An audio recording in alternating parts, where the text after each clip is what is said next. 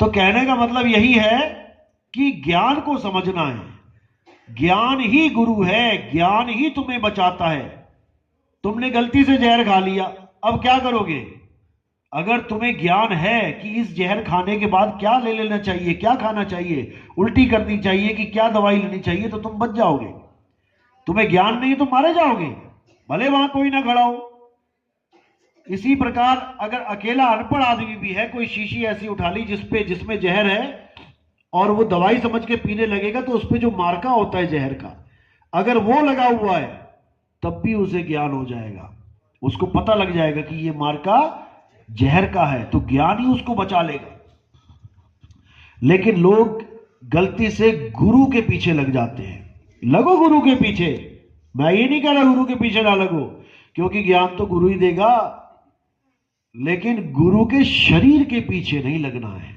याद रखना, जो गुरु के शरीर के पीछे लग गया फिर वो शरीरों से मुक्त नहीं हो सकता। गुरु किया ही इसलिए जाता है कि शरीरों से मुक्ति मिल जाए, और तुमने गुरु को ही शरीर बना के उसी शरीर के पीछे लग गए तो तुम्हारी मुक्ति कभी नहीं हो सकती। इसीलिए कबीर साहब ने देही को बिल्कुल अलग करके बताया है और ज्ञान को बिल्कुल अलग करके बताया है। देही को सतगुरु कहे, यह है धूधर ज्ञान, और चार दाग आवे नहीं, वाह को सतगुरु जान। लेकिन इन गुरुआ लोगों को ये पचती नहीं बाणियां, इनको पचती नहीं, क्योंकि इनको परमात्मा बनने की हवस है। हवस होती है ना, एक हवस।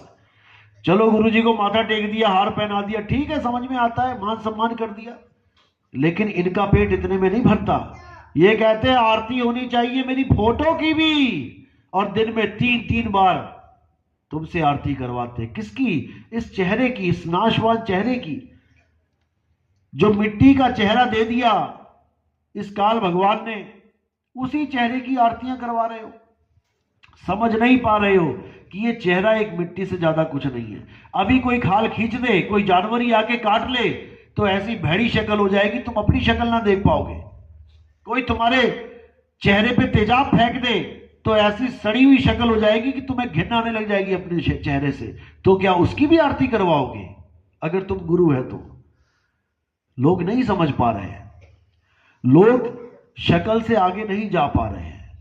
शक्ल से ऊपर उठना पड़ेगा, देह से ऊपर उठना पड़ेगा, तब जाके विदेह को समझोगे।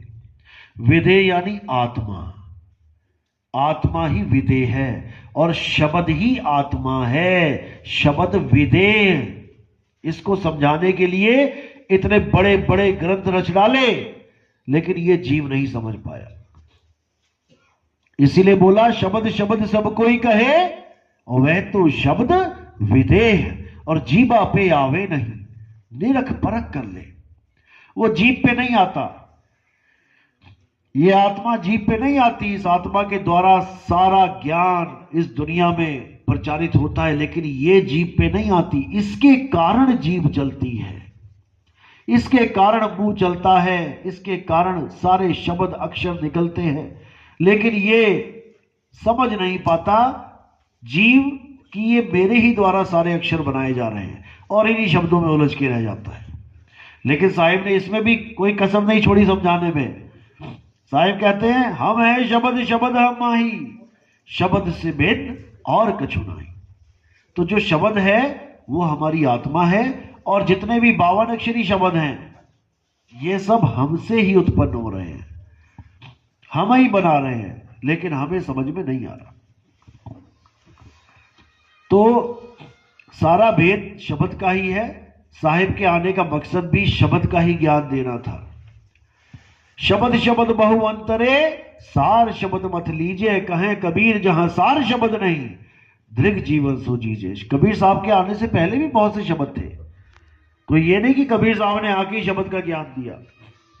शब्द बहुत से थे, शुरू से अंत तक शब्द ही चल रहे थे, लेकिन कबीर साहब को इस दुनिया में आना पड़ा केवल शब्दों को खत्म करने के लिए, इन शब्दों के जापों को खत्म करने के लिए।